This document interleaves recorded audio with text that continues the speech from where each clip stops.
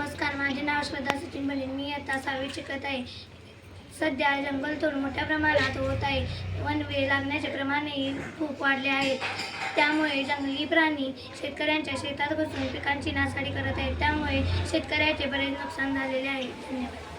माझे नाव संस्कार समीर पंडित. मी इयत्ता 6वीमध्ये शिकतो. आजकाल वन्य प्राण्यांचा त्रास खूप शेतकऱ्यावर होत आहे.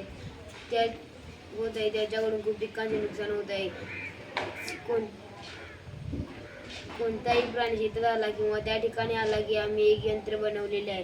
हे यंत्राच्या जवळ कोणी गेले तरी सायरन वाजवते. सायरन वाजल्यावर शेतकऱ्याला कळते की कोणताही वन्य प्राणी शेतात आलेला आहे व शेतकरी त्या प्राण्यांना पुढे लावू शकतो व शेताची नासाडी होऊ नाही.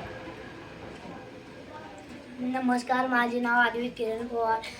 तसेच या यंत्राचा वापर आपण आपल्या घराची चोरांपासून रक्षण